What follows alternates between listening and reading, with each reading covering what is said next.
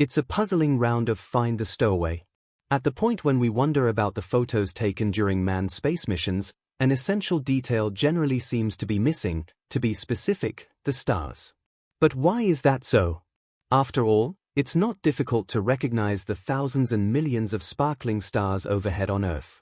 As a matter of fact, the missing stars in the Apollo photographs are even referred to as assumed proof that the pictures were not really taken on the moon by any means, but in a secret film studio. Yet, does it have to be so conspiratorial, or is there a much more straightforward explanation for the mysterious shortfall of the brilliant, beautiful bodies? Or, more importantly, what does a space traveler truly see when he enters the unending region of space? We all know Yuri Gagarin, and we all know Neil Armstrong, but have you heard of Bruce Manders? Just like his more renowned astronaut associates, the American also made space history on February 7, 1984. Manders became the first person to complete a spacewalk without a safety line. However, the trailblazing walker didn't have to manage without a little help. When Manders left the space shuttle, he was carrying a 140 kilograms rocket motor on his back that allowed him to move in space. In the end, he spent 4 hours and 55 minutes in space this way, climbing 100 meters away from his spaceship. And right away, you might believe that such an introduction to the limitless void would be incredibly quiet, almost reflective. Yet, shockingly, Manders didn't describe his unstable space journey as thoughtful in review. In fact, on the one hand, there was the space junk in Earth's orbit, which can rapidly develop more penetrating power than a bullet and would have turned the mission into an all-out catastrophe had it hit. And then there was astronaut Bob Stewart, who also plunged into the deep darkness of space shortly after Manders. Also, the ground crew and the other crew members in the space shuttle, who were talking furiously over the radio the whole time. As a result, Manders later summarized his remarkable walk with the single word, clearly. But if you like this description, it is a glaring contrast to the photographs that later went around the world, as they leave us totally dumbfounded. They show a lonely astronaut, apparently floating in isolation through the vast field of the universe, away from the Earth, which presents itself in the photos as a dazzling blue circle. Only the completely dark infinity greets us behind the scenes. But why is that really the case? Shouldn't the scene be overflowing with endless stars?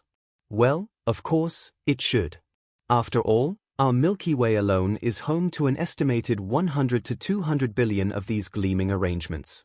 But if the stars are there, why can't we see them in the photographs? How do the stars become invisible?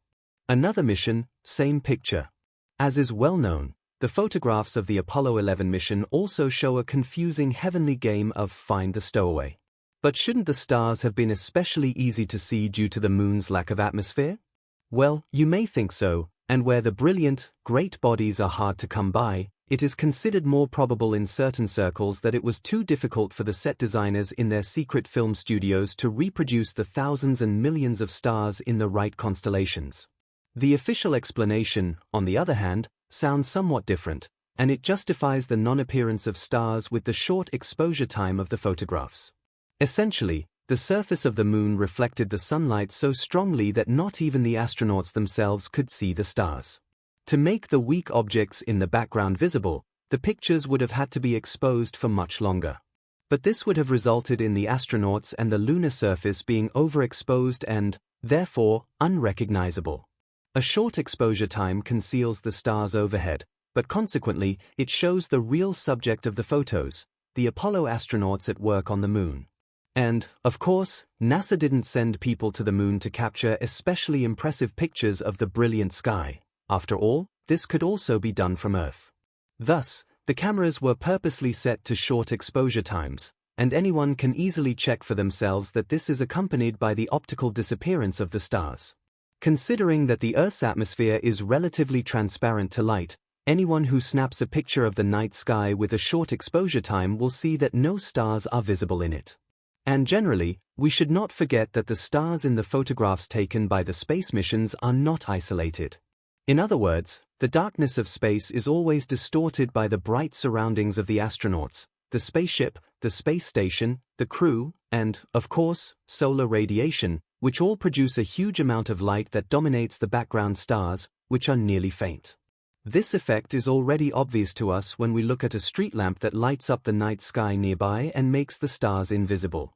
But even if the environment were darker, because of space missions, the stellar field of perspective of astronauts would still be limited. In fact, this initially sounds like a scientific inconsistency. After all, there is no air in space to block the starlight. However, this is closely related to the fact that there is no light scattering in the vastness of space. Without light scattering, stars appear as small specks that must be. Sure, here's the text punctuated. Checked whether they sparkle brilliantly, and how this hypothetical structure is placed into practice turns out to be clear when we pay attention to the report by Canadian space traveler Chris Hadfield. Having gone into space 3 times somewhere in the range of 1995 and 2013, Hadfield assisted with gathering the automated arm on the ISS during 2 extravehicular exercises, and he described the scene before his eyes as follows: "You hang on with one hand and watch the world twist by. It surges unobtrusively past you with its colors, and if you take your eyes off it and peer down at the remainder of it, you see an unimaginable obscurity with a surface that causes you to feel like you could stick your hand in it."